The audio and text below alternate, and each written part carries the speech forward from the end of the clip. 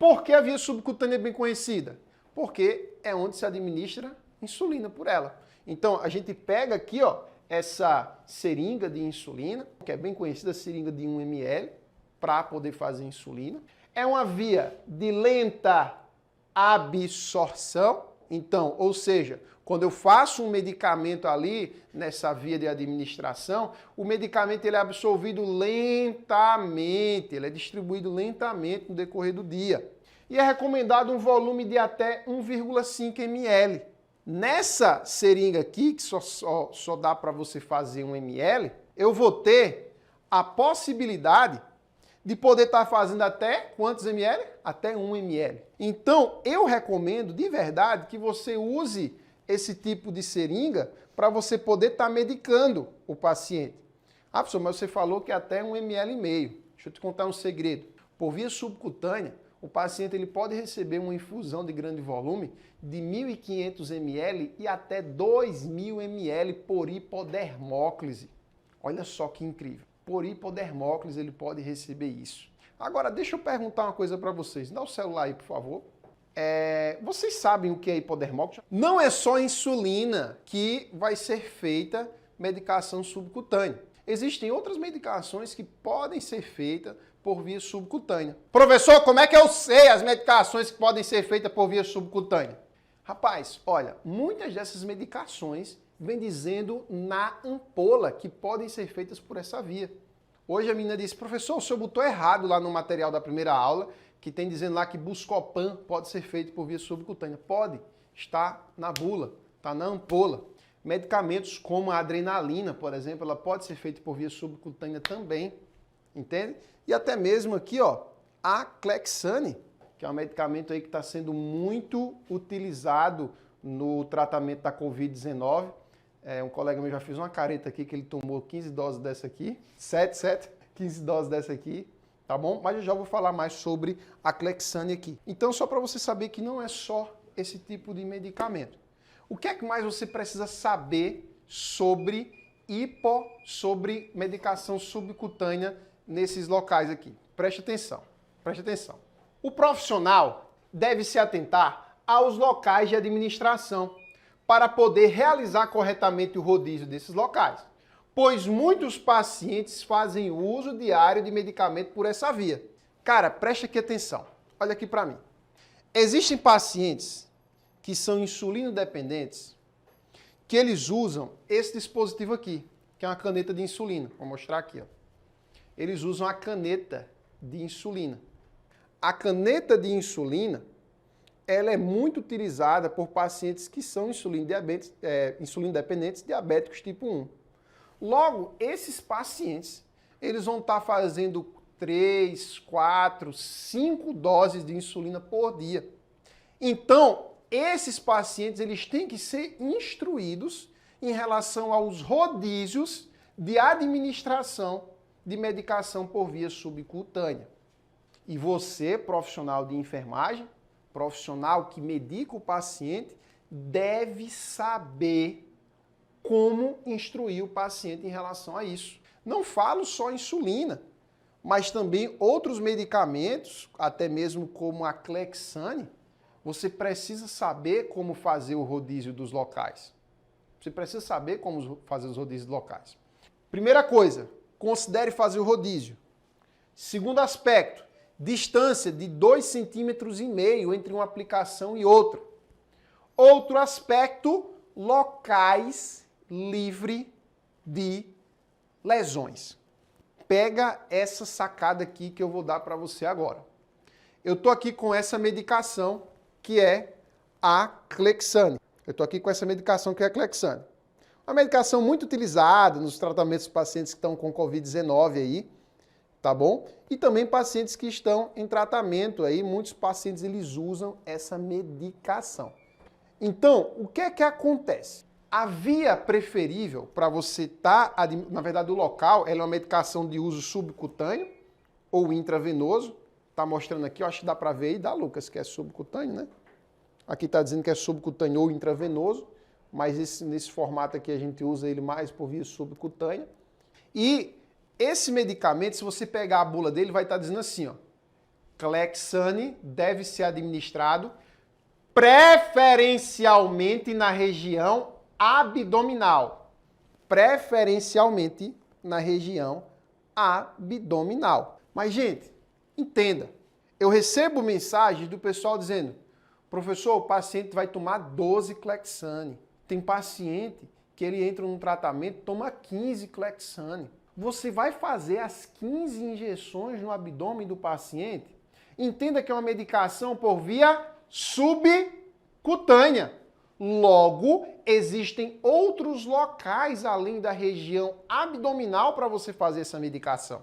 Por isso que é importante você, profissional, saber os locais para poder aplicar a medicação subcutânea, que não é só no abdômen. E você saber realizar muito bem esse rodízio é crucial para um tratamento efetivo naquele paciente. O tecido subcutâneo, ele tem 3 camadas: a epiderme, a derme e a hipoderme. A hipoderme é conhecida como tecido subcutâneo. Então, quando eu administro uma medicação, ó, a injeção, a seringa, ela vai atravessar essas 3 camadas e ela vai chegar até o tecido subcutâneo. Quando ela chega no tecido subcutâneo, ela atravessou essas 3 camadas. Logo, essas camadas aqui, elas são vascularizadas. Ou seja, pode romper algum vaso. E se romper algum vaso, consequentemente, pode ficar um pouquinho roxo ali. Ah, professor, fiz a medicação, sangrou, fiz a medicação errada. Não. É uma consequência da medicação. Qualquer injeção pode sangrar. E principalmente medicações como a Clexane, que vai ter agulha um pouquinho maior. Olha só a extensão dessa agulha aqui como é. A agulha da Clexane é um pouquinho maior. Então pode ser que o paciente ele fique sim com a pele um pouquinho roxa, tá certo? Isso não quer dizer que você fez a medicação errada, não. Por isso que é importante você fazer o rodízio. Você fez ali na região abdominal, ficou com uma lesão ali, ficou um pouquinho roxo, você não pode fazer naquele local, não. Você tem que fazer o quê? Longe de lesões. Você vai ali contar uns 2,5 centímetros e você vai aplicar ao lado. O professor, ficou lesão de novo ali, 2,5 centímetros, aplica de lado. Professor, a barriguinha do paciente está toda roxa. Não tem problema, é consequência. Faz no braço do paciente, faz na coxa. Ah, professor, mas disseram que Clexane só pode aplicar na barriga. Na bula não diz isso. E aqui na seringa diz que é uso subcutâneo. Uso subcutâneo, pelo amor de Deus. Preferencialmente na região abdominal. Então, além disso, existem outros dispositivos que a gente vai estar utilizando também para poder estar medicando o nosso paciente. Principalmente os pacientes que são diabéticos tipo 1, eles vão estar utilizando esse tipo de caneta aqui. Esse tipo de caneta que eu mostrei aqui para vocês, ó, que é a caneta de insulina. Caneta de insulina. Esse tipo de caneta de insulina, na verdade, todas as canetas de insulina que eu vou mostrar aqui para vocês, elas não são de uso único, mas são de uso individual. O que é que eu estou querendo dizer com isso? Apesar de ser utilizado várias vezes, um único paciente só pode usar. Uma vez que eu vou colocar essa agulha aqui, o paciente ele vai ter contato direto com o líquido. E como isso aqui vai ter 3 ml, então vai ter muita medicação para estar usando durante vários dias. Uma aluna minha contou, não sei até que ponto isso é verdade, que ficava uma caneta dessa de insulina lá no posto de saúde dela e toda vez que o paciente passava mal, precisava tomar uma dose lá, pegava essa caneta e ia lá e administrava no paciente. Gente, isso não pode, cara.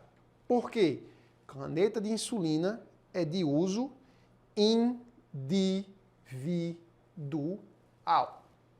Tá certo? Essa aqui é a Lantus, dessa apresentação.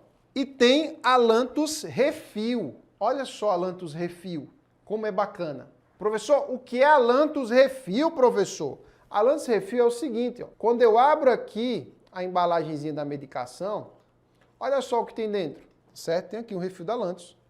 E esse refil, ele vai pegar em uma caneta rectangular. recarregável. Vai pegar em uma caneta recarregável. O que é uma caneta recarregável, professor? É esse tipo de caneta, igual àquela, semelhante àquela, porém você pode encaixar um refil nela. Ó, ela vem aqui, ó, ela tem o dosador, tudo direitinho, tá bom? Porém, ó, quando eu abro aqui, eu consigo colocar o refil nela. Então ela é basicamente assim, ó. Então aqui eu vou conseguir colocar o refil nela. Então vou aqui, ó, pego esse recipiente aqui, coloco o refil aqui dentro, ó. Aqui eu encaixo, é de rosquear, ó.